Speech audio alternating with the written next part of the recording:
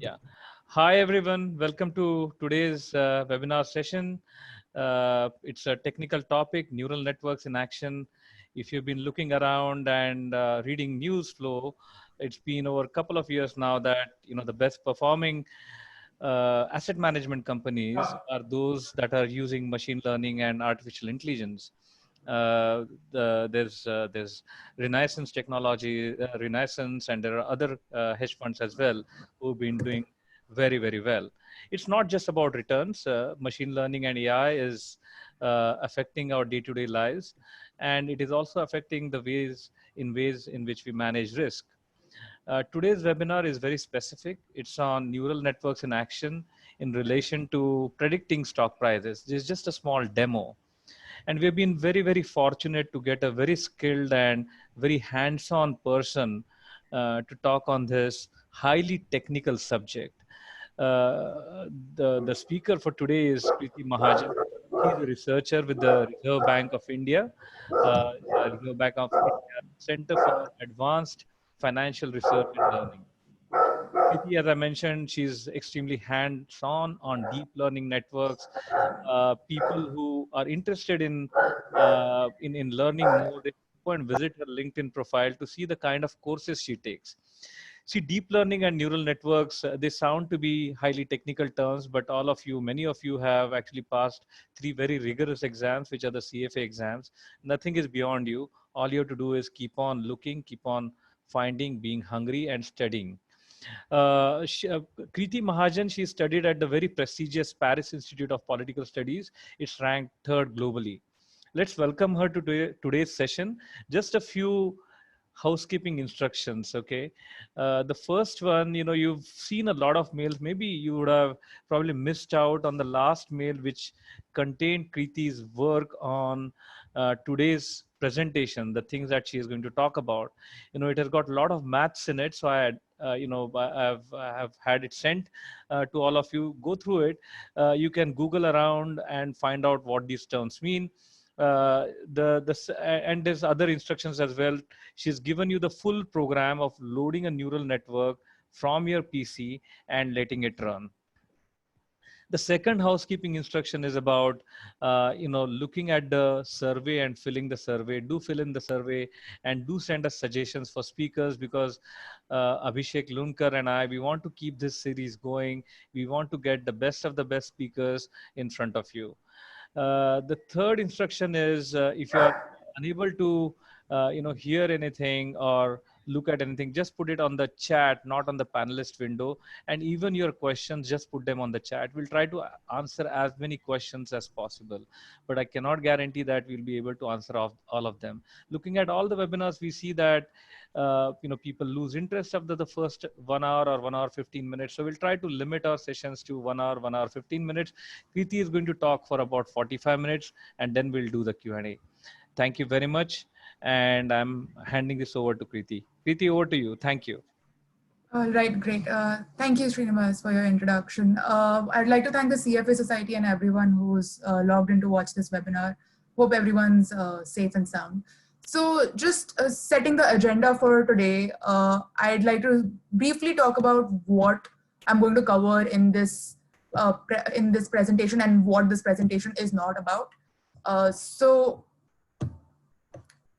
let's see. So essentially, I'll be talking about why neural networks are essential for time series forecasting. So how we'll go about that is, first I'll talk about what very briefly linear regression is and why it's not suitable for time series forecasting. Then what is suitable for time series forecasting within traditional econometrics. So that's models like ARIMA and SARIMA. Then I'm going to talk about why these models are not sufficient given the nature of time series data, and that's where neural networks become extremely important. Then I'm going to briefly talk about how only certain types of neural networks are appropriate for forecasting time series data, and they are namely convolutional neural networks and long short-term memory neural networks. Now, the structure of this talk is going to be as follows. I'm not going to wax on about theory in the beginning and then suddenly jump into the code. It'll be interactive in that I'll explain the concepts as I'm going through the code. Now, for those who want to find the code, it can be either found on the Google Collaboratory link, or if you go to the GitHub page, you should be able to find a Jupyter notebook in case you want to run it on your own machine. Now, importantly, I'll be using TensorFlow and Keras in Python to run the neural networks. Note in the beginning that I'll be using the version of TensorFlow that's not the most latest version. That's because this course was structured before the latest version came out. So while in the notebooks that I've given you, I've asked you to install a very specific version of TensorFlow. Please do adhere to that. Otherwise, you'll run into problems while running the code. So now let's jump right in to the forecasting by taking a look at the code. Just switching to the screen with the code. And yeah, I hope everyone can see the screen with the code now. So right over here. Yep, let's go. So for those of you who may already have Python on your notebooks, you can, on your laptops, you can skip this section, but to run this environment that I am in, the screen that you see, it's something called a Jupyter Notebook. And if you want to use the same environment, which I highly recommend because you can very easily see your outputs. So you can very easily understand what you're doing and if what you're doing is right or wrong.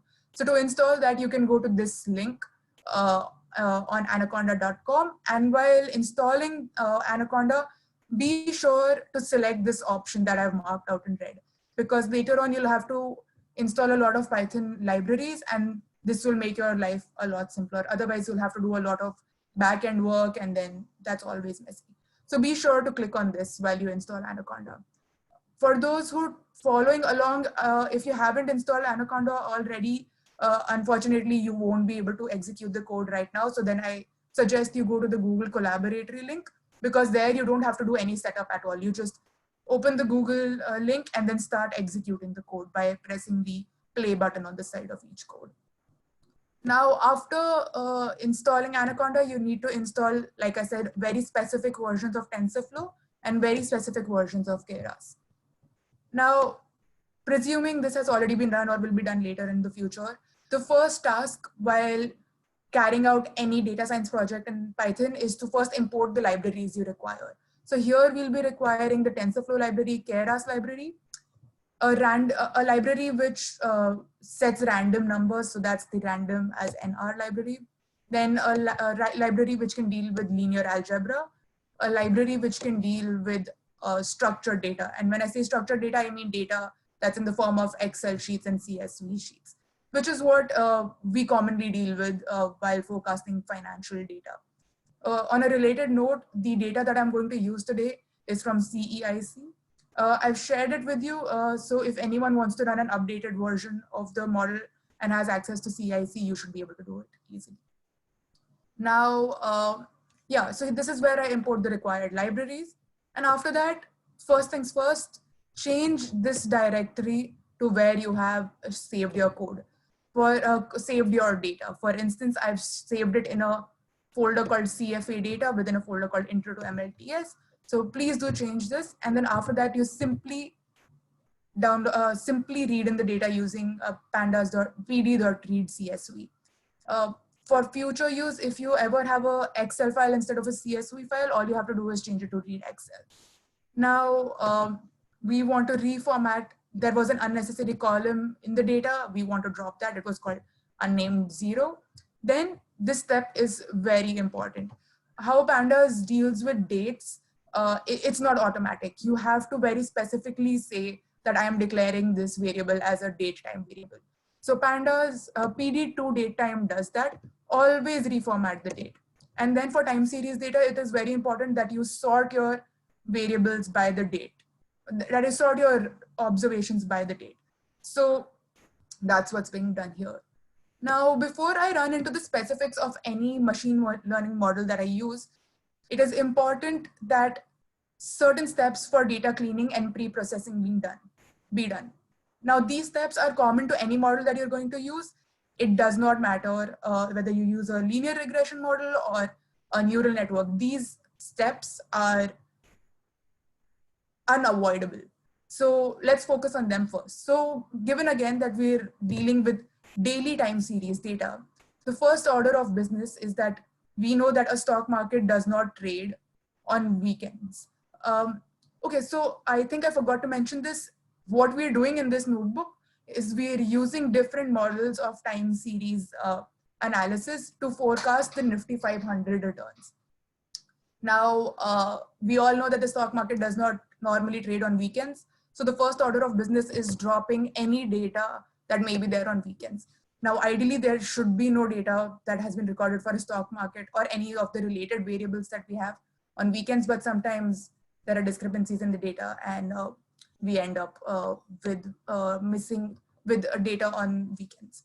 So after having dropped that data, what we do next is deal with missing data in the data set that we have. Now, as a general rule of thumb, I recommend that if you ever have any missing data, you drop that row or drop that row if there is missing data in any of the observations that we have for that row. Why do I say that? Because usually if you try to do any imputation for missing values, what you're basically doing is that you're filling your data using a model, and then you're going to use a model to model that already forecasted data. So the true predictions that you will get will not be based on true data. They will be based on something that you've already modeled. So in practice, I would always recommend that you simply just drop the rows where any of the columns have any missing value. But if it is absolutely important that you keep a lot of the data, maybe you have data constraints and you have a lot of missing data, then a good rule of thumb is that any column where only 10% of the data is missing, we keep them. If more than 10% of the data is missing, we drop those columns. So that's what these. Sorry, Kriti, I just wanted to quickly jump in. Would it be fair to say that the operations that you have been doing right now, they could be also easily done in Excel, but you are just demonstrating the power of Python to build a time series, database? Well, absolutely. You could do these in Excel also, but it is just much more easy to do this in Python. For instance, if you would have, well, I'm not very well versed with Excel. I'll have to admit that because I mostly use Python. But for instance, here, this one line enables me to simply find all the columns where more than 10% of the data is missing. I don't know if it would be that easy to do this in Excel. Absolutely, you're right. I think it's your asset, Kriti, that you don't know Excel. Right. So I think you raised an important point that the data that you're seeing here, it's very much akin to what you would see in Excel. So I'll try to show you what the format of the data looks like. Thanks for raising that point. So just give me a second. And just running the code here. And okay, so I'll come back to this in a bit. I think the code is taking, okay, yeah, the code has run. So I've loaded my data. I've removed now my weekends. And now I've removed the columns where I have more than 10% of the data missing. So what does my data look like? See, so here you can have look at what the structured data in Python looks like. And as Srinivas said, it looks exactly what an Excel sheet would look like. So here are all your columns. You have a total of 5,258 rows with 61 columns. And yeah, so the format is very much akin to that of Excel. So now you'll see, even though we've dropped the columns where more than 10% of the data is missing, we're still left with columns where some of the data is missing. So what do we do there? Well, like I said, I would recommend that you drop those observations, but if you have to keep them, you can use a method called linear interpolation. Now, what does linear interpolation do? It basically, it means that you're taking the missing value to be equal to, say, if you have two observations between which one value is missing, you fill that missing value using the mean of those using the mean of the difference between those two observations. So that's all linear interpolation is. It's for instance, if you have say 4, then there is a missing number, and then there is 6. So by linear interpolation, the data that you get in the missing field will be 5. So that's all it is doing. I hope that's clear. So now after we do linear interpolation for all our numerical data, once again, I sort the values by date. You'll see that I sort the values by date quite often. That's because sometimes you may do an operation where you have unwittingly changed the order of the data, and then you keep running your data. And then when you calculate the change in Nifty in your say stock index, your change is wrong, and then your eventually predictions will be wrong. So as a good practice, it's always good to sort your values after any major operations have been done. So now let's jump into looking at the statistical properties of the data that we're dealing with. Now with time series data, it is very important that the data series that we're both forecasting and that we're using, and the data series that we're using for forecasting are stationary. So what does stationarity mean? Stationarity means that the data that I have today has the same distribution as the data that I have tomorrow. Or in other words, that means that what data I have today should look like the data that I have tomorrow. Now, for forecasting, that's very important, because if the data that I have for tomorrow does not look anything like the data that I have for today, then there is no way I can forecast tomorrow. So for instance, it's very difficult to forecast what's happening within today's world, because no one knew that something like coronavirus will happen. It's changed the essential nature of the data. This is something we haven't seen. So stationarity basically means that the data that you're seeing today is representative of what the data will be in the future. So how do you find out if your data is stationary? Well, you use something called an augmented Dickey-Fuller test.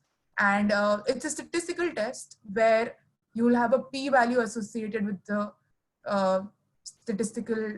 test statistic. And the p-value will essentially tell you that if the p-value is greater than 0.05, then the data is not stationary. Now, how do we implement this in Python? Well, a few years ago, I happened upon this great notebook by a researcher at Pinterest. And this whole piece of code is something that I took from her notebook. And as long as you cite any code that you take from anywhere, you should be good to go. You don't have to rebuild the wheel every time you use Python. If there is something good out there, use it, only give it the appropriate credits. So using that function, I test the stationarity of the variable that we're going to forecast. So I use this function called test stationarity. I give it the data frame, and I give it the name of the dependent variable. Or generally, this will be the variable that you want to check the stationarity for. So let's see what we get here. So this is the augmented Dickey-Fuller test results. And here you see that the p-value is 0.964, which means that this data is highly non-stationary. Now, to get an intuition of what non-stationary data looks like, take a look at this graph. It basically means that over time, my data has an upward trend. That is, the data, if I stop training my model here, there is no way I would be able to forecast any of this after, say, the 3000 observation, because I've never seen anything like that before. So if you plot this picture that we plotted here, and you see that there's a clear upward trend in the data or a clear downward trend in the data, then you know your data is not stationary. Now, so what do we do if our data is not stationary? Well, the simplest fix while working with time series variables or stock market indices is to take the percentage change. In technical parlance, it's known as the first difference, and the first difference can be of many types. But in the interest of time, let's just focus on the percentage change. So that's just your value today minus your value tomorrow, value yesterday upon your value yesterday. So that's what this function is calculating.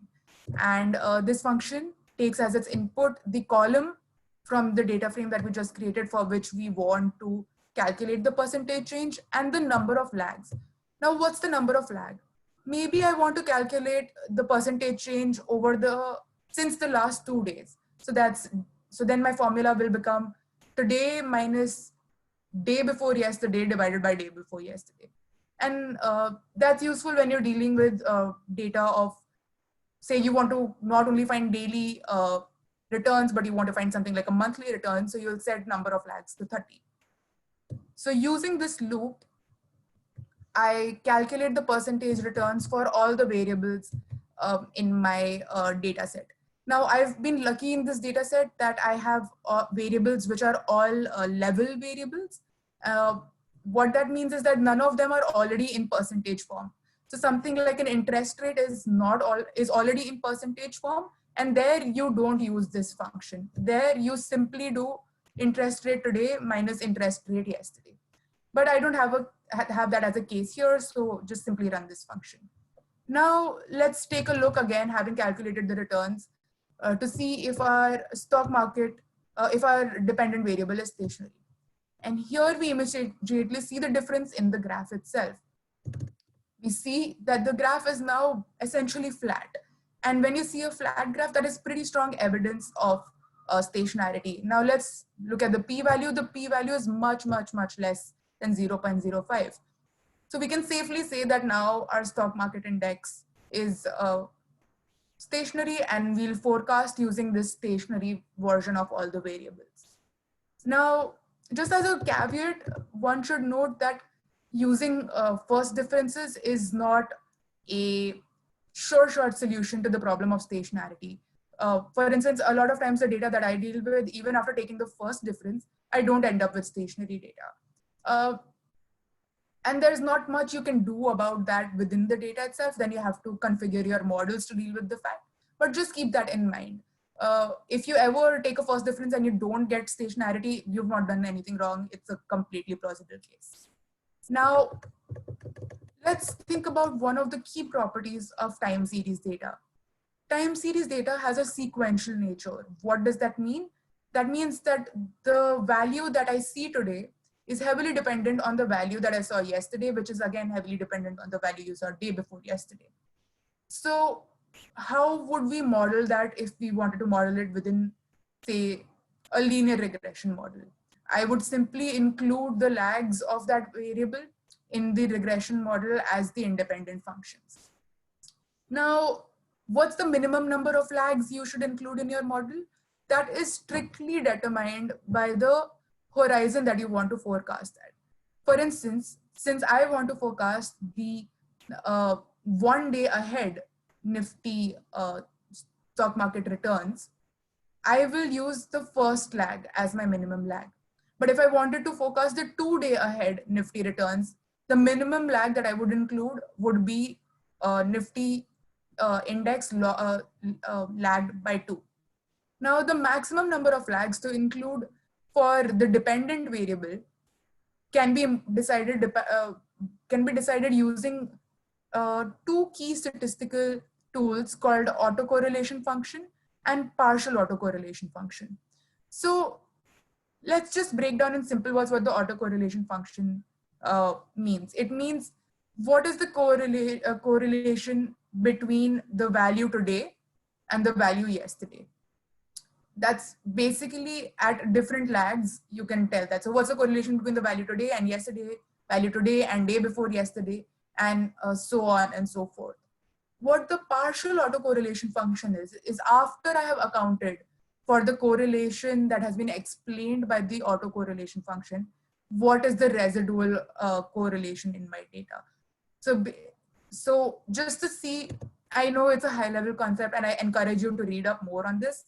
But while doing statistical analysis, you can implement partial autocorrelation and autocorrelation functions plots very easily in Python using the stats model library. So you just import the required libraries, which I have done here, and then you run these 2 lines of code. This line will give you an ACF plot, and this line will give you a PACF plot.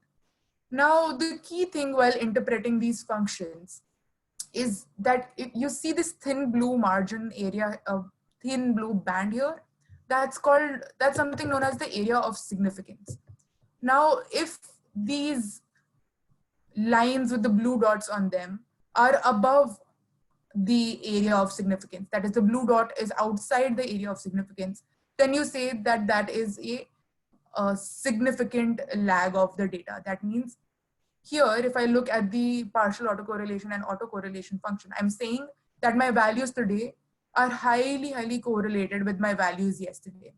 And they're somewhat related to my values day before yesterday. And then that correlation dies down, which it makes sense because stock market data is highly volatile. So there is not a lot of dependency. It's difficult to find a lot of linear dependency across time. So I hope that's clear. While interpreting these, how do you decide the maximum lag to include? In most cases, I would say you just say, well, the first time the last blue dot that you see above the significance area, you include those many lags. So here, if I was deciding the maximum number of lags to include by the autocorrelation and partial autocorrelation plots, I would just say include a maximum of 2 lags. So now that we know that we have to include at least 2 lags of the dependent variable. What about the other independent variables? Like to forecast Nifty, I think Forex is important. How many lags of that do I include? Well, there's no way for you to know that in advance. You can so you can decide it heuristically. If there is any business cycle component to what you're forecasting, maybe you think, well, the data from the last 7 days is most important, so you include the last 7 lags. So here, what I'm doing below is that I haven't used the ACF and PACF lag structure to determine my maximum number of lags, and I'll go into that as we go into the neural network. So here I've decided it sort of heuristically. I've said, well, I think in the literature, you can find dependencies for stock market data across at least 2 weeks. So I've included a maximum lag of 10 days. And now I basically lag all the columns in my data by, I create 10 lags for all the columns in my data.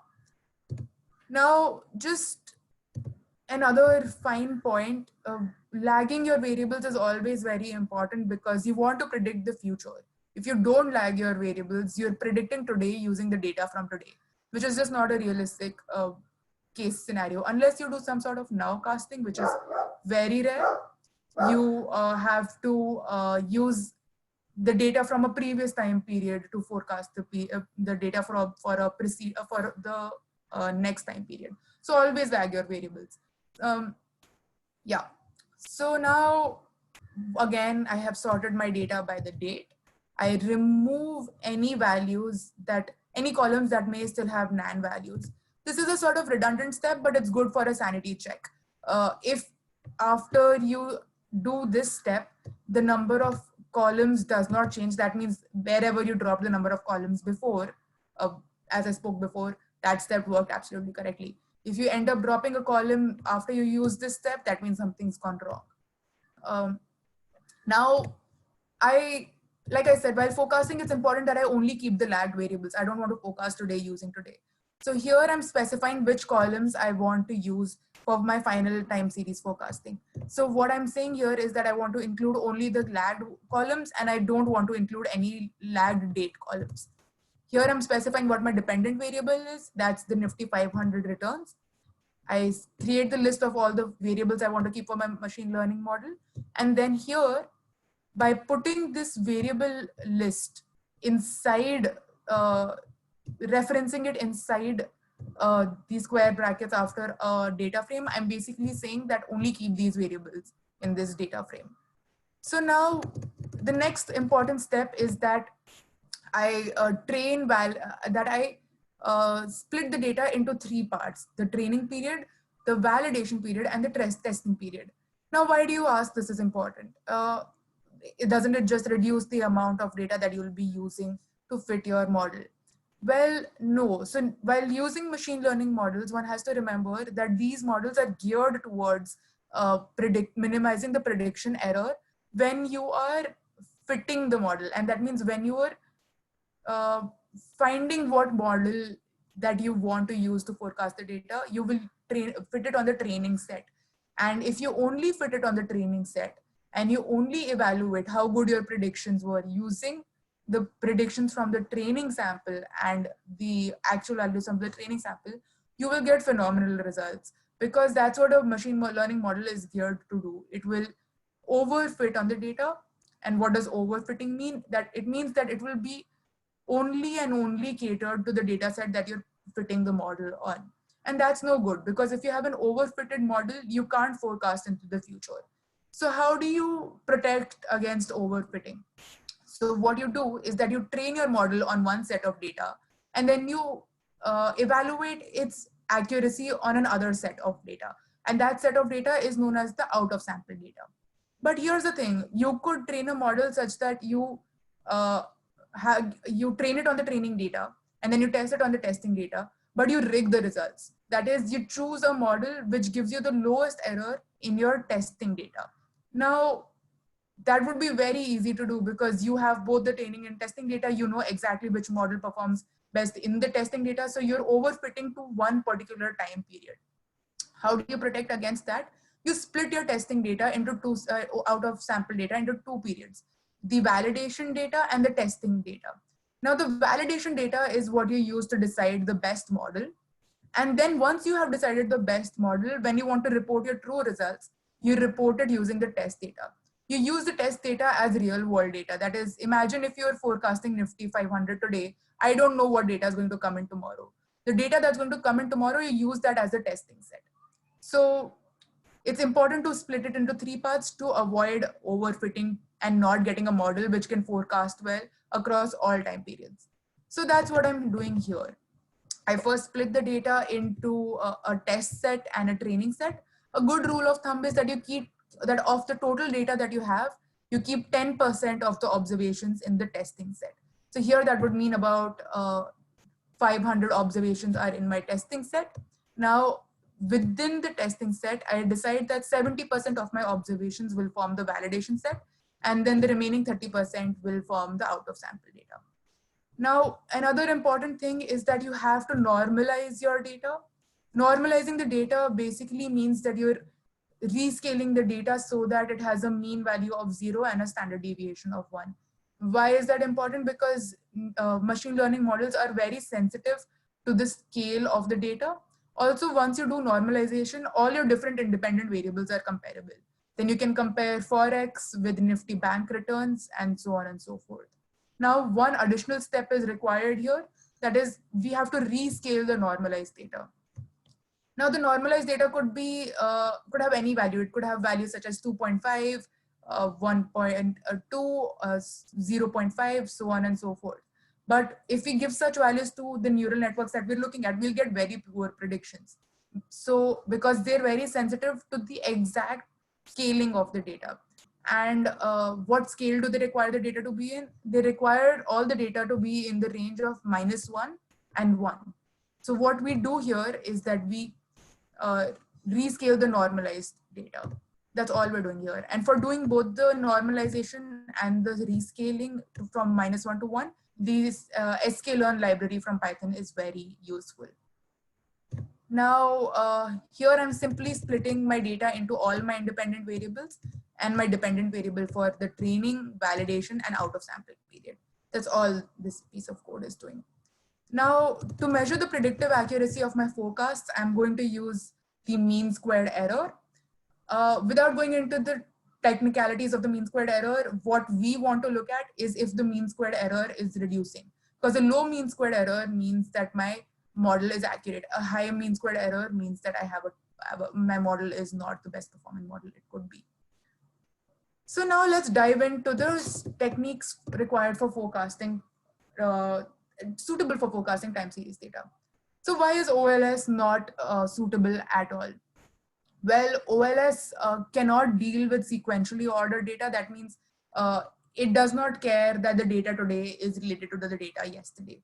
then OLS can't deal with the fact that when using time series data, there is very high correlation between our independent variables.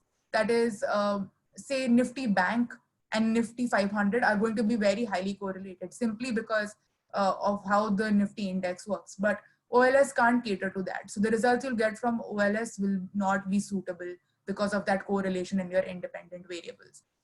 Furthermore, OLS is particularly badly suited to data that may not be stationary. Now here we're lucky enough to have stationary data, but if OLS is given stationary data, it will perform horribly. So what's the potential solution to this within the traditional econometrics literature? Well, within econometrics literature, the models that are usually used for forecasting our time series data are called ARIMA models. What does ARIMA stand for? It stands for Autoregressive Integrated Moving Average Model. Very simply, what this model is doing is that it's forecasting Y, that is your dependent variable, based on previous values of Y. So it's taking into account the fact that my time series data is sequentially ordered and the fact that there is correlation between each observation. That is, my data from yesterday is related to my data to today. Here, today I'm going to use a variation of ARIMA, which is called seasonal ARIMA. Seasonal ARIMA is a usual ARIMA model. That is, it's still forecasting yesterday based on today. That is, taking the account into the dependencies in my independent variable, but it's also modeling any seasonal cyclical components. What does that mean? If there is any cyclicality in your data, like a business cycle or so on and so forth, your SARIMA model will be able to deal with that. So once again, I call the stats model package from a library from Python.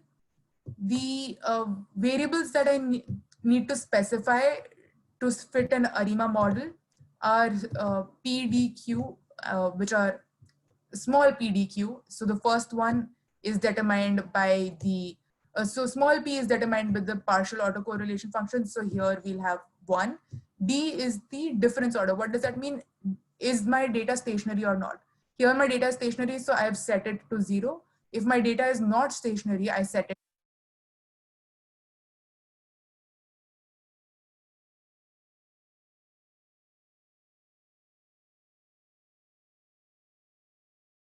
I think we have lost Kriti. Harshad, can you try to, Harshad or Anlin, can you try to call her? See what is happening. Yeah, I mean, in the meanwhile, while Kriti logs in, there were a number of questions on the Jupyter notebook, and it's not loading in Colab, Google Colab. Don't worry about it. You must be making some kind of a small mistake when you load the file as a Jupyter notebook on Google Colab. If you load it in the Anaconda environment, it did work. I have tested the file myself. And in Google Colab, it should work as well. Yeah, we've got you. Thank you. Okay. Yeah, I don't know why the connection suddenly completely dropped. Murphy's Law, remember? Yeah, Murphy's Law. It really is. It was quite random. 1 second. So I'm just switching back to the code screen. I hope I'm not going too fast. There's a lot of area I want to cover and some sort of. So you're doing good. See, there's a couple of people have raised the question that now let's just take a quick break. 2 minutes break. For those who think that it is Greek, my personal advice is that it is not Greek when you start to familiarize yourself. When you first started using Excel and using the mid function for getting a part of a string. And you wanted to know how the function works. So what would you do? You find out how the function works and start using it. So familiarize yourself with Python and then assume that neural networks work. In the CFA program, you would have covered the ARIMA models. Okay, and they are not beyond, they are not very difficult at all. You can probably refer them in the PDF that Kriti has shared, and also you can go and find out, what ARIMA models mean by looking at what's available on the web. So Kriti, you're not going fast. I think you've done a fantastic job so far. Why don't we cover the entire code and then go to the forecasting part, because I know many people will be very eager to find out, what the forecasting looks like compared to the three models. Yeah. So one thing to remember here is that even though my results show that the neural networks work best, these are not production scale models, which means that they haven't been trained to the best that they can be. But it also shows the power of neural networks, that even with minimal effort, you can get fairly reasonable forecasts. So jumping back in, just to follow up on what Srinivas said, that if you're feeling very overwhelmed, especially if you're not used to Python, I would suggest you open the link in the Google Colaboratory notebook. Google Colaboratory is great. You don't have to install anything yourself. You just open it like you would open a Google document, and then you can just execute everything as is. It's a very ready to made environment. So I would suggest that for those who feel it's too foreign an environment given Python. So yeah, now going back to, can the screen be seen right now? Srinivas or Annalyn? Yeah, so a couple of people have asked, actually they can't see the code. I think Kalyan, who was a moderator yesterday, he could manage it by adjusting his screen size. But if you can try to enlarge the code, people can see it better. Yeah, so is this better at all? Yeah, I think I can read it. I mean, unless you're seeing this webinar on a mobile, if you're seeing it on a mobile, then I think it's going to be really tough. Yeah, code on a mobile is a little difficult to deal with. Yeah. Okay, so yeah, if it's all right now, I'm gonna carry on. Yeah. So like I said, jumping back on ARIMA models, and yes, we're very close to forecasting, but you have to know how to specify a model to forecast it. So to specify the ARIMA model, you need PDQ and capital PDQM.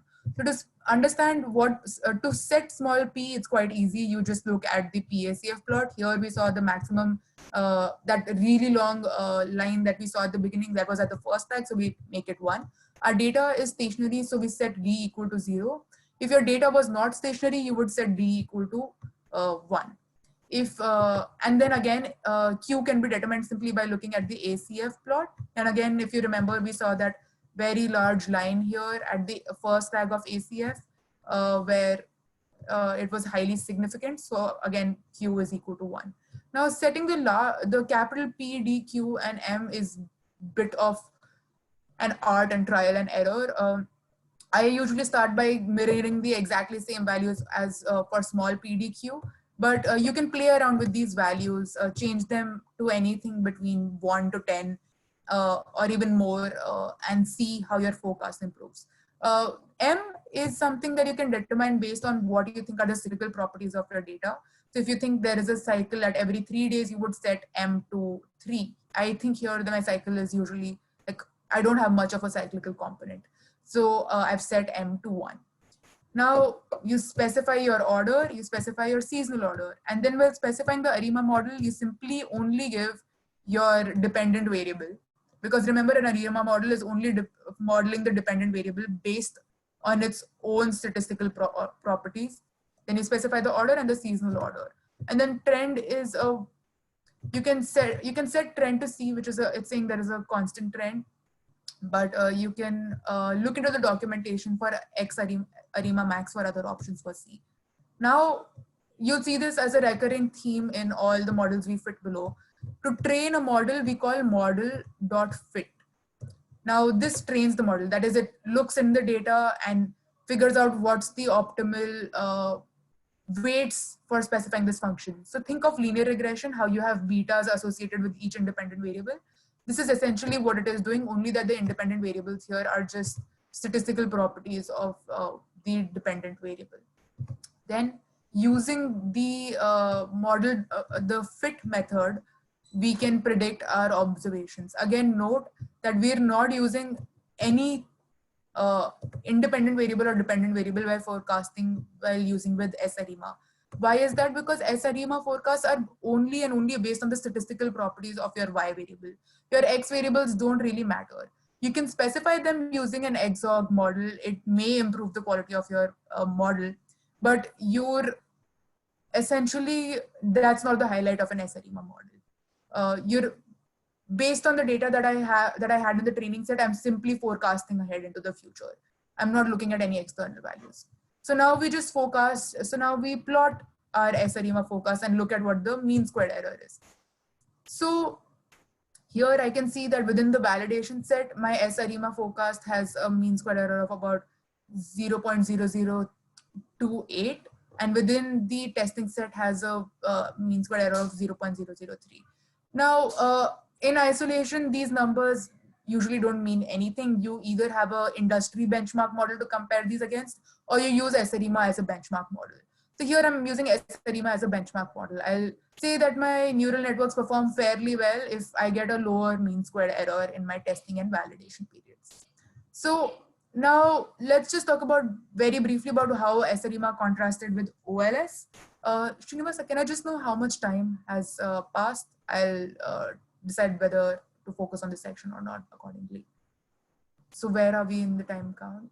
Now we are at 50 minutes. How long do you think you'll need? We're at 50 minutes? Yeah. I'll need another 15, 20. Yeah, that's fine. That's fine. So we'll, yeah. So again, along with OLS, the difference is that now you're taking into account the sequentially ordered nature of the data, and you can handle the data that's not stationary.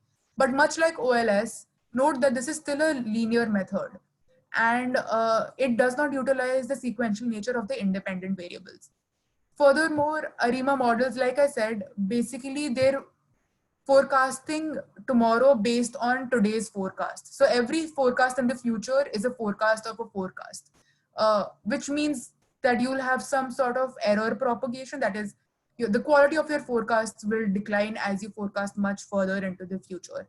And in fact, if you forecast a lot into the future, your ARIMA forecast will only give you a mean forecast. So you won't see any variation in your data. You'll get a constant number, which is not a good forecast at all. You want your forecast to move up and down so that you have some idea of where the direction of your potential predictions.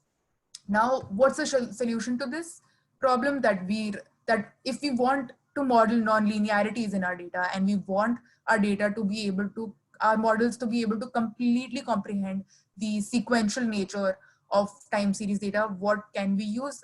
Deep neural networks are a potential solution to this. Now, just quickly before we carry on, why am I only considering neural networks of all the different categories of machine learning models that are such as shrinkage methods and tree-based methods? Is because only and only neural networks are customized to deal with the sequential nature of time, temporal and sequential nature of time series data. Now, very briefly, what's a neural network? A neural network is a universal function approximator in theory. That means if there is any function that can forecast my data, I should be able to find it from a neural network. Now that's much easier said than done. But if you had to think of it, think of a neural network as a function of a function of a function. It's basically a function of many other functions. That's how it brings non-linearities into the data. Every neural network has at least 3 components: an input layer, a hidden layer, and an output layer. So to get some more intuition about what a neural network looks like, let's look at a linear regression as a neural network. Consider if we have only 3 variables, that's x1, x2, and x3, then a neural network, the prediction from a neural network, that is yi hat, will simply be x1 plus w1, x1 into w1 plus x2 into w2 plus x3 into w3 with some bias term if it's there. What a neural network does is determine what these 1, 2, 3 are. Now, in general, it's not recommended that you fit a neural network using, fit a linear regression using a neural network, because you won't get the best possible predictions. If you want to use a linear regression at all, you fit it using traditional econometrics methods. Now, like I said, I focus on deep neural networks and not just neural networks. So what's a deep neural network? A deep neural network is one which has multiple hidden layers. That is, each layer with many of these computational nodes that we just saw for linear regression. Now, one interesting thing about neural networks is that they learn. What does that mean?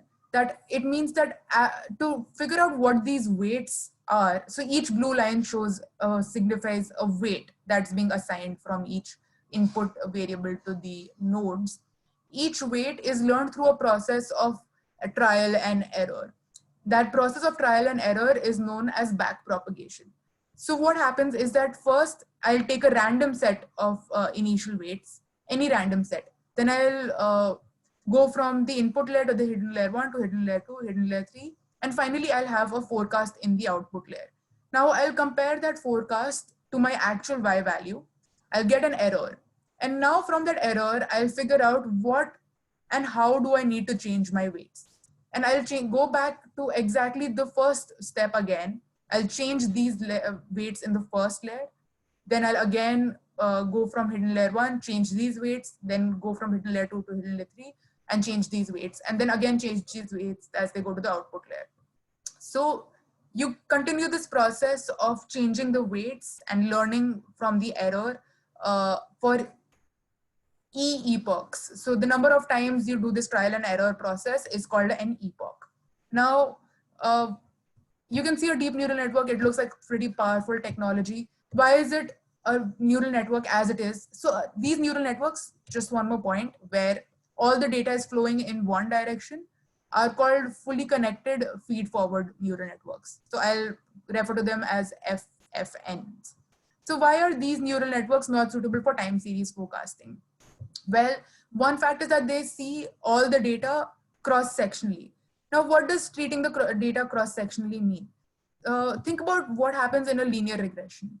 So I'm just going to switch out from this screen into another screen so that I can show you the difference between what this neural network does and eventually what the other neural networks do.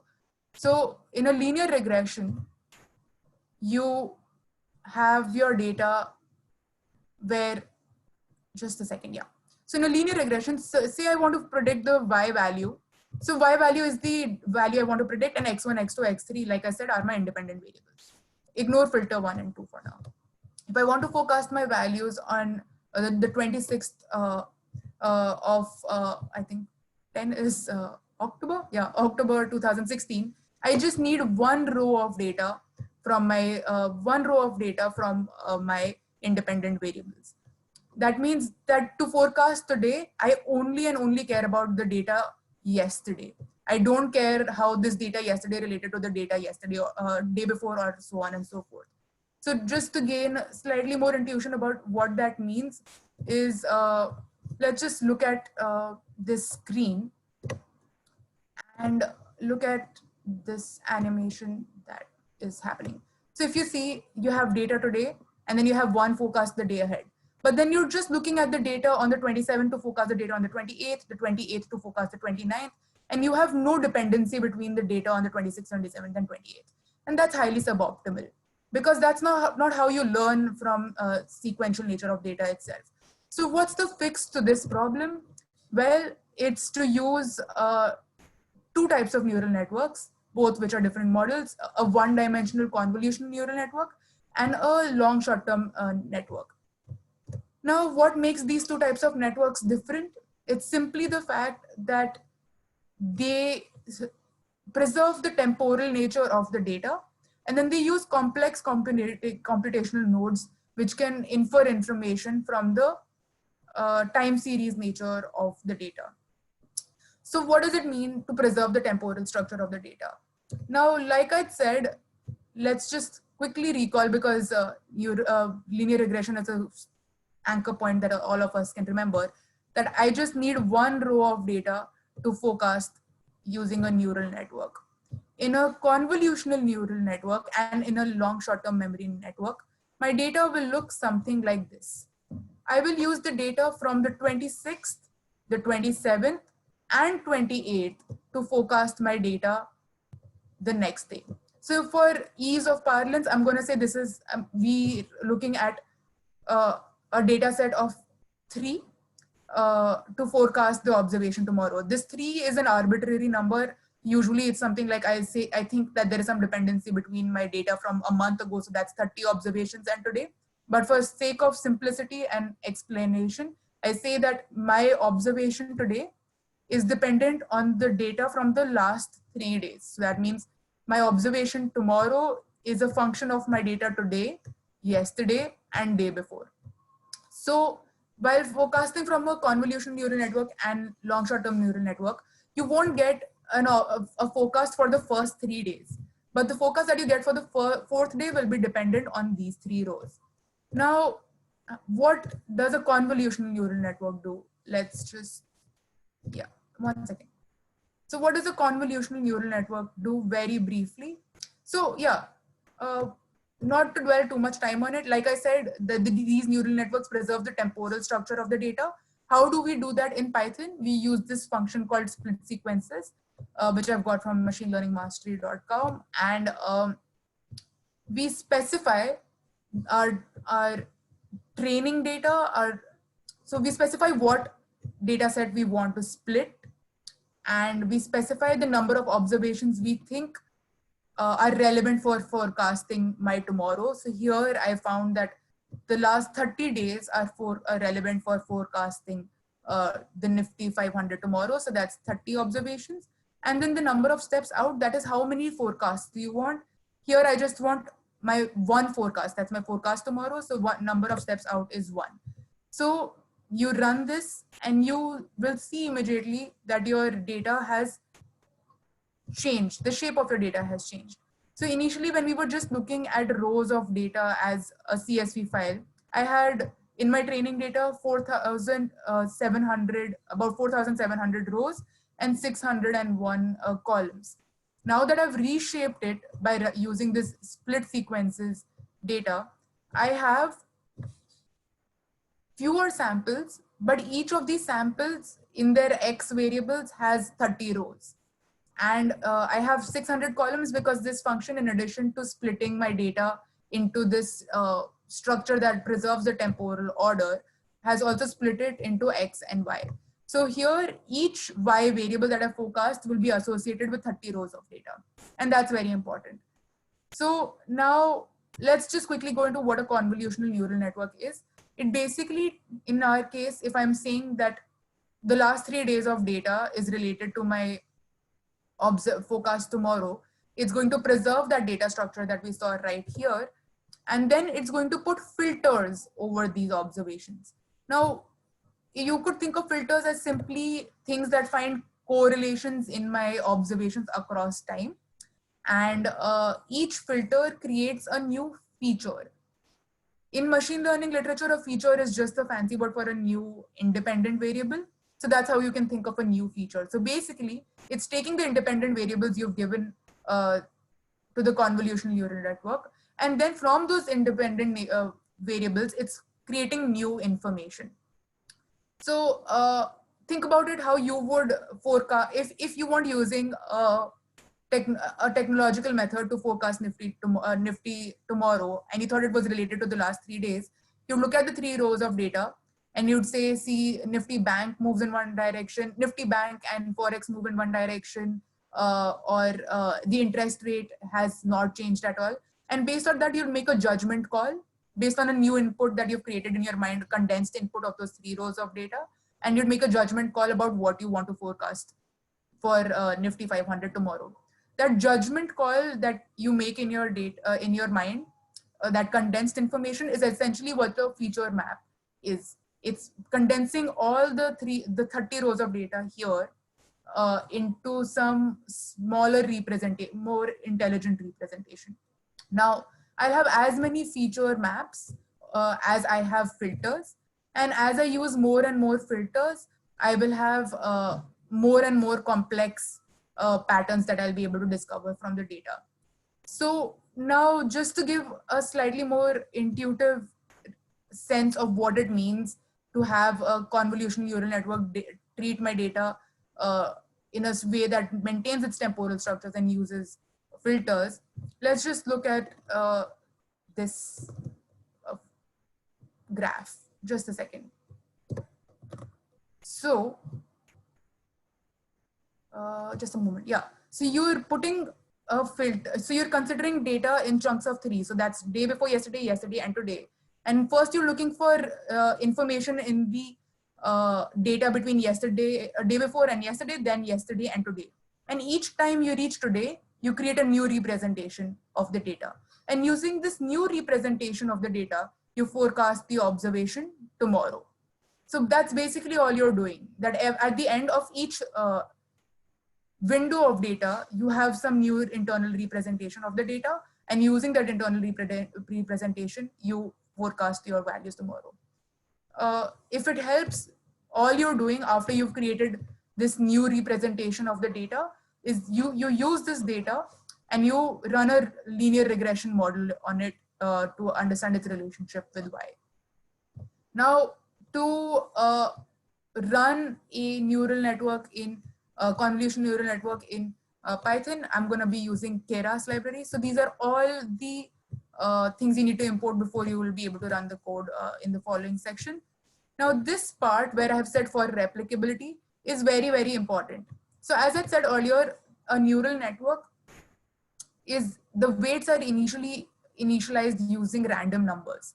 So what that means is that if you run your neural network every time in Python, even if you have changed nothing in the code inside, you will get different values for your predictions, because the initial weights will be different. And if those initial weights are different, the final weights that you end up through the trial and error process, they will be vastly different. So the solution is that you use the exact same set of initial weights every time you run your neural network model.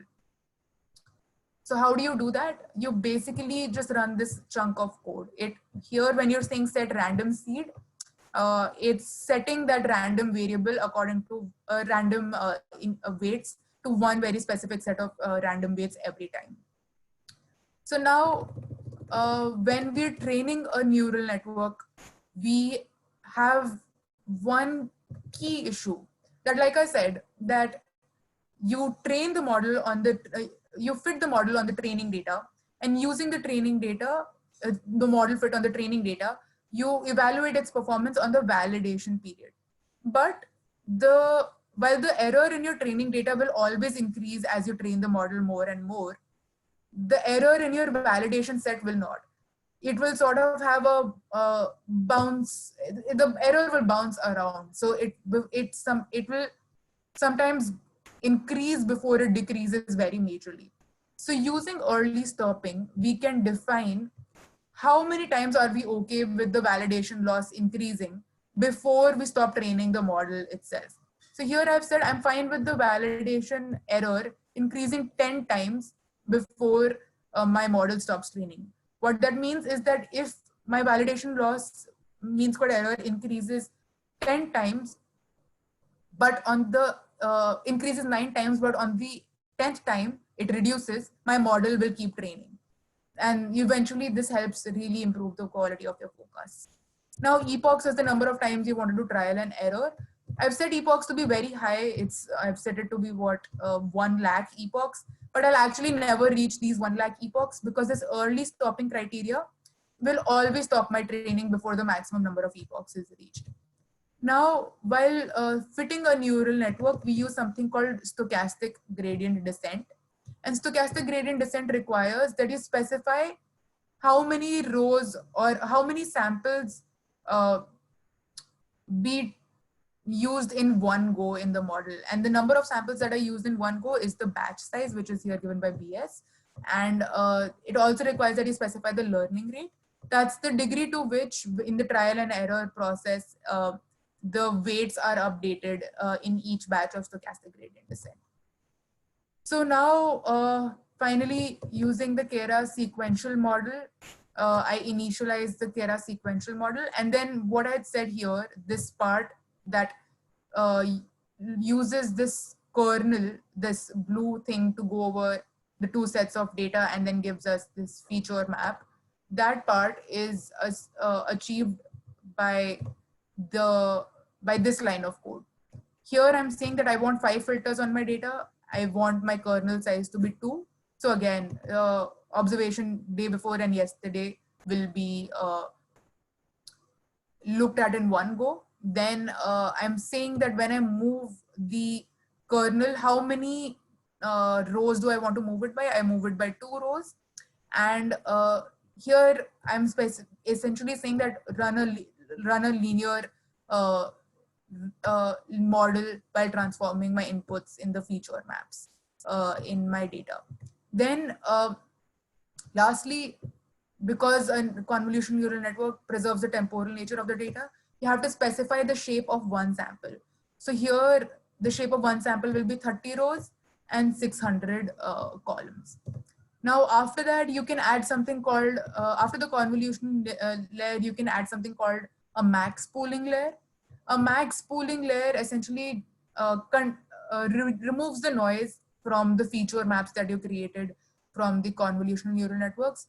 However, here I've set the pool size to 1, which means I'm not reducing any noise in my data because I found that it didn't improve the quality of my forecast. But you can try playing around with this value and change it to 2, 3 as you wish. Then one finer point while fitting a neural network in general is something called dropout. So a neural network has a very high likelihood of overfitting. So, but you can reduce that by using this dropout layer. And lastly, as I said, after the convolution process is done, using the new feature maps that you created, you're essentially just going to run a linear regression with Y. And that's what these 2 last lines of data do. Then you're saying, while with model.compile, you're saying that you want to run stochastic gradient descent as the optimizer. As an optimizer, you have other options also like ADAM and NADAM, but stochastic gradient descent is the one that will give you the best results, even if it takes more time to train the data. And then finally, like I said, a recurring theme is the term model.fit. So you train the data by calling model.fit, specify the training X and Y, the validation X and Y, the batch size for stochastic gradient descent, the number of times trial and error has to take place, the early stopping criteria, and verbose is just how much of the data how much as it's training do you want to see. So verbose defines that I can see both this loss and validation loss. And lastly, there is shuffle. Always set it to false for time series data. You don't want it to, you don't want it to shuffle the order of the data. So it's important that you set it to false. Now, I can't run the model right now. Like I can't execute the cell as of now because it takes a while for this whole model to run. But basically what you're saying here, loss is the mean squared error inside the training data, and validation loss is the mean squared error in the validation data. And here you'll see that the training data loss, like I said, is always going down. So if you see, it's always reducing secularly, whereas the validation loss does not decrease secularly. It increases a little bit here and there before it decreases again. So it keeps training, it keeps training, it keeps training. And after it doesn't reduce for 10 consecutive times, I stop training my model. So here, if you see, the validation loss has not changed for a long time. So that's when I stop training my model. Now, if I want to see how many weights I have in my model, I can call model.summary. And that basically tells you that you have about 6,500 weights in your convolutional layer. No weights in your max pooling and dropout layers because they're not computational layers. And then finally, you have weights again in your linear regression layer. Now, essentially what we do using this trained model, we fit it and plot the results for the validation and out of sample test. And what we see here is that the mean squared error has reduced as compared to the SARIMA model. Now, while here the decline in mean squared error may seem quite small, for SARIMA it was 0.0038, and here it's 0.003 in the testing sample.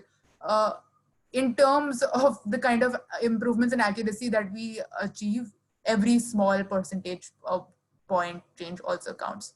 So now here we can see that a convolutional neural net has already improved the accuracy of the model. Now, last model that we consider is a long short-term memory network. Why do we need to consider this model at all? We already covered one neural network, and convolutional neural networks in general are quite powerful and have varied uses. but they have a key shortcoming for time series data. That is, they do not draw information from the sequential nature of time series data.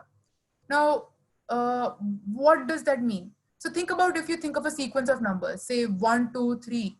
If you have to predict what comes next, you know that 4 comes next. Why do you know that 4 comes next? Because you remember that you just saw 1, 2, 3. So you know to predict 4. Then when you said 2, 3, 4, you know to predict 5 because you know you just saw 2, 3, 4. A convolutional neural network cannot build such memory.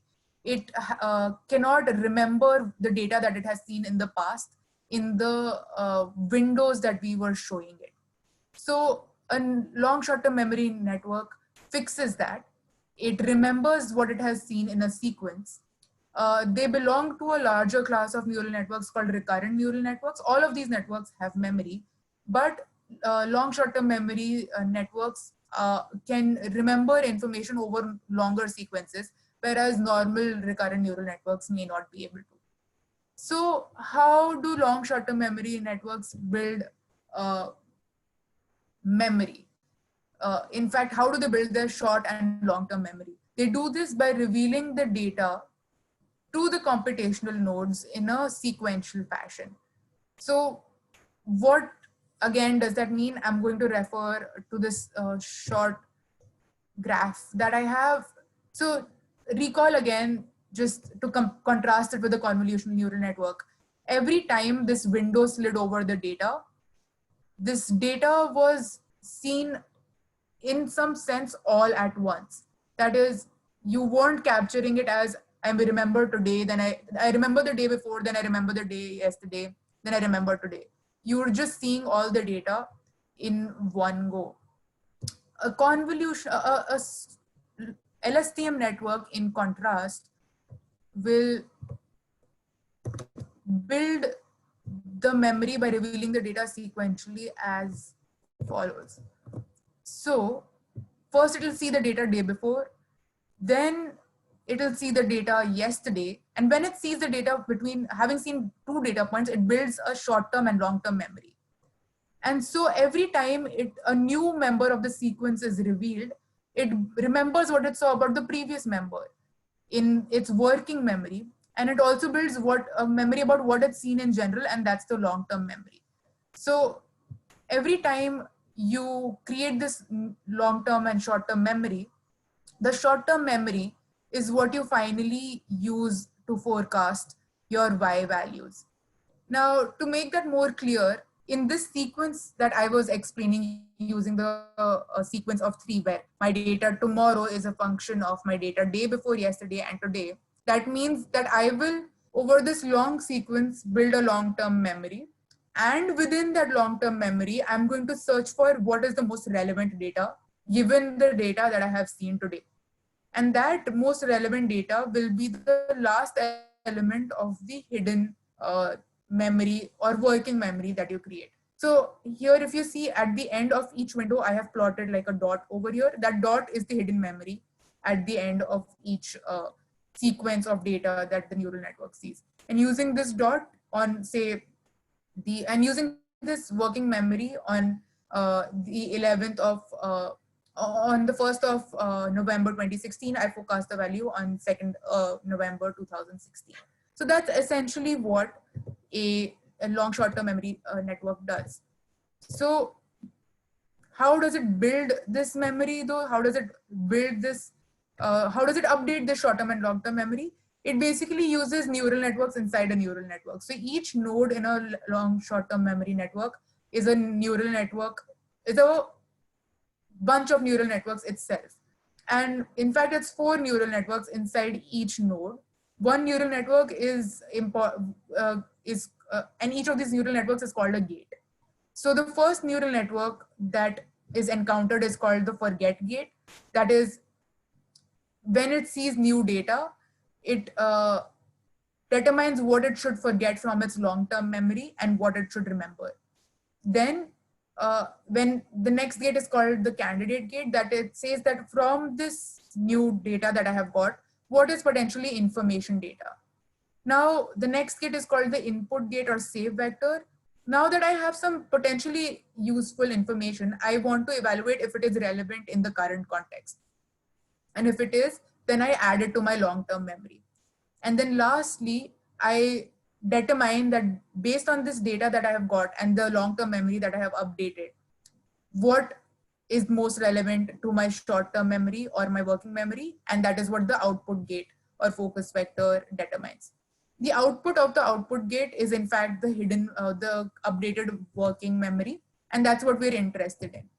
So the working memory is the new feature that is created by LSTM network, and that's the regression layer. Just recall that here, even in a convolutional neural network, at one go, it was only seeing these three variables. It was only seeing x1, x2, x3.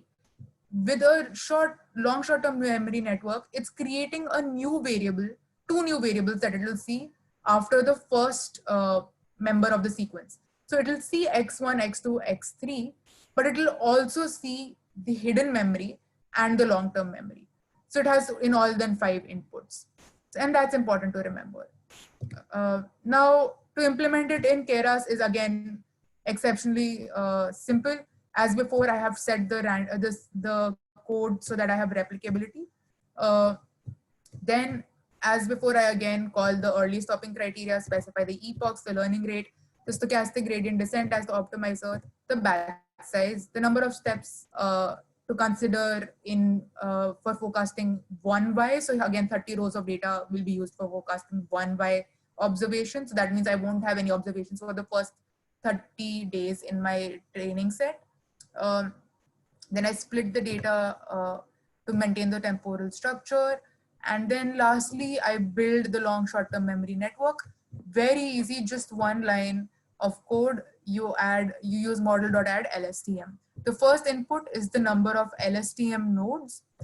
You can have as many LSTM nodes as you like, but beware that if you include too many LSTM nodes, you have sort of the same problem that you have with SREMA, that is, it just starts predicting the mean. Then again, to preserve the temporal structure of the data, you give what the shape of one sample will be. So here it will be 30 rows by into 600 columns. And then the activation function, or the function that will induce non-linearities in the prediction process. Here is a tanh function. So those of you who are familiar with logistic regression, tanh is a variation of logistic regression, but instead of predicting values between 0 and 1, it predicts values between -1 and 1. For an LSTM network, I recommend that you never change this tanh value. It usually results in something called an exploding gradient problem, and you get very bad predictions, or you don't get any predictions at all, like the model will just fail.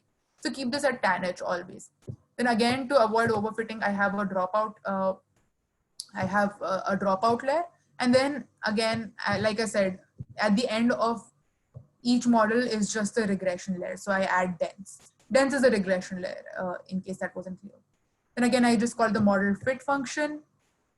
This model continues fitting, much like the same way previously. Again, to see the model summary of the model, I use model.summary. Here, if you see, because I use a very large number of LSTM, relatively large number of LSTM nodes, I have a lot of weights. That means if you thought of this in terms of a linear regression, which it's not correct, but just to give you an idea of what weights mean, that would mean you have about 10,81,200 betas, which I mean, it wouldn't work on a linear regression at all, but just to give you a sense of what these weights mean, they're akin to beta. Then what I simply do is I evaluate the results and plot them. Here, what I see is that my results are, so the validation mean square error is higher than that of the convolutional neural network, and my testing error is lower than that of a convolutional neural network. So here there is not a clear break between which model is better. But that could be a factor of simply the fact that I've not spent a lot of time training these models. Now that I've described how you fit both a neural network and LSTM network, one key part to remember is that the values that I've set here, they've been figured out through a lot of process of me manually doing a lot of trial and error. So for instance, I could change the batch size to 10, a number of steps into say 10 again, number of LSTM nodes to 50, and dropout to 0 or to 0.9. Note that dropout is bounded by 0 and 1. And then I figure out which the best model is by looking at the error of the validation set to figure out if it has reduced or not. So the quantities that I was just telling you to change, so that's the number of steps in, the number of nodes, the amount of dropout, these quantities that you change to arrive at a model that gives you the lowest possible mean squared error are called hyperparameters. And you want to change the hyperparameters so that you get nice generalizable models. And then finally, we're sort of at the end of the tunnel. After you've created a model, you want to save that neural network model. And then after you've saved that model, you can fit it on any new training data. You recall the model call using this function, using these lines of code. And then as a sanity check, what I've done here is after recalling the model, I fit it again on the training data and I get the exactly same mean squared error, which means I've called the correct model. You can put any other data here to use it on new data. And then lastly, this is for presentation purposes. So like if up to now, the values that we were giving to the neural network were values which had been standardized between -1 and 1 and had been normalized. But we know that's not how actual nature of the returns data is. Like it varies quite a lot, and the scaling is not between -1 and 1. So we invert the normalization and we invert the scaling to finally plot the actual results, and this is what we get. So it's the same plot as before here, but it's rescaled to the right metrics. And yeah, so that's we're at the end of this code along slash explanation. As a summary, you can see that the neural networks create new information from the independent variables that you've given to them, which is their strength. That's how they find non-linearities and complex interactions in the data. But their primary strength comes in the fact that they preserve the temporal structure of the data, and for LSTMs, the fact that they find information from the sequential nature of the data. Now, as I said before, that the values that you tinker around with in the neural networks to get the neural network with the least possible mean squared error are called hyperparameters. This table gives you a brief summary of which hyperparameters you need to change for which type of model. And what are the possible values you could give to those hyperparameters. And before I conclude, one important caveat while using a neural network, especially if you're planning on applying it in your organization or to any personal project that you have, know that they work best when you have very large amounts of data. Now, even though I have about 5,000 observations here, in the machine learning industry, that would even be considered a small data set. So when you have quote unquote big data, that's when these methods will work best. But if you are constrained by data at all, I would say that if you have more than say about 100 to 200 observations, you should be good to go, but do be warned that your results won't be as good as they can be with big data.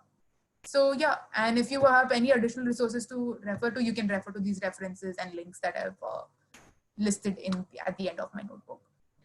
So yeah, that's it from my end. Fantastic talk, Kriti. There's a lot of questions. I've tried to answer many questions, but let's go one by one, and we'll try to wrap it up within 15 minutes. Okay. Right. So the one of the questions is, how do we really? How long do you think it took for you to find out the hyperparameters, right? The precision. For example, you took 300, or the dropout as something like 10. So does that come with experience, or how do you, what is your quick advice? So for figuring out the hyperparameters, there are 3 approaches you can use. One is that you manually sit and 4 approaches that you can use. One is that you manually configure the hyperparameter values. That is, you sit for like a day or two, I mean, optimistically for a day or two, and you change it to say 300, 400, 500 for the LSTM nodes. You figure out which value works best and you use that through a lot of manual trial and error. The other option is that if you're in a field where machine learning models have already been used, So for instance, for image data, for instance, these neural networks are used quite a lot. There are certain rules of thumbs. Then you know what values to give to your LSTM nodes just from being in that particular industry as a starting point. But you still have to tune them manually after that. Another approach to finding these hyperparameters is called grid search and random search, where basically you can give them a long list of potential hyperparameters, and then you just sort of automate how the neural network searches through each of these hyperparameters and compare in the end which hyperparameter gave you the least mean squared error. Now, grid search is something that's fairly well accepted for all other machine learning methods. Like if you're training something like a random forest or XGBoost, grid search is quite good. But for a neural network, because these are such sensitive models in some sense to what hyperparameters you give them, grid search is not usually recommended. It's usually recommended that you fine tune these by hand, because that's what gives you the best possible results. Yeah, and then there's something called Bayesian optimization, which is a very complex way of finding the right hyperparameters. But again, for neural networks, they don't work best. For neural networks, it is generally recommended that you manually change these hyperparameters. So it's a very time consuming process for the person who's finding the optimal. That's right. So I'm reminded by Professor Andrew Ng, who in one of his courses mentioned that it takes something like 6 months to train a neural network. But what Kriti has shown is and correct me if I'm wrong, Kriti, is a working model of how you can predict a stock price or a index price based on certain data that she has got. This is just a model. Don't take it to generate alpha.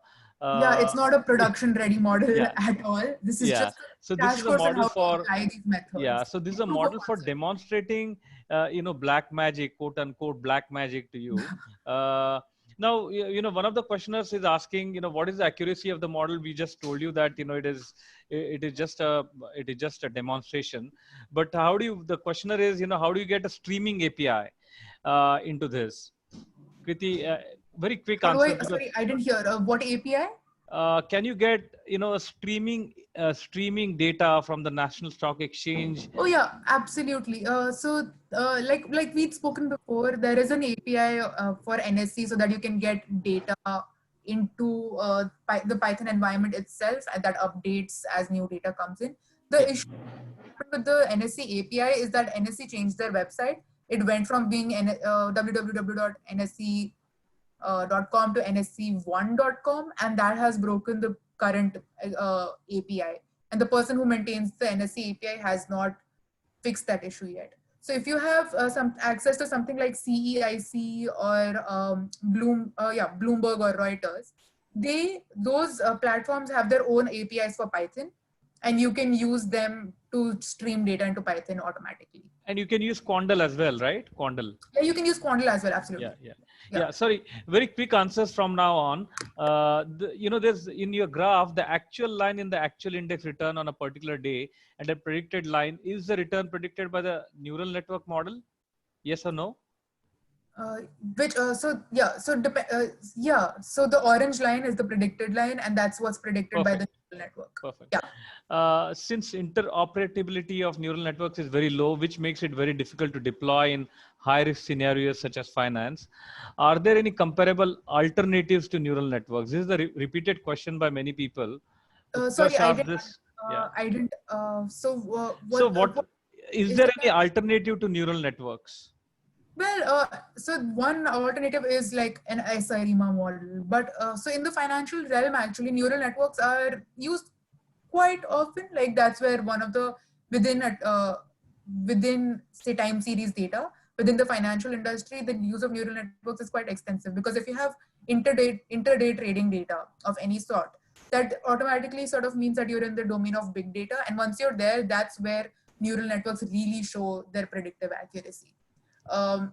So if you're in a low data environment, then something like an SIRIMA would help you more. Though I still think that if you have more than about 1,000 observations, neural networks with the right configuration can help you. But if you benchmark it against something, SIRIMA is the thing to benchmark it against. How do you decide on the activation functions?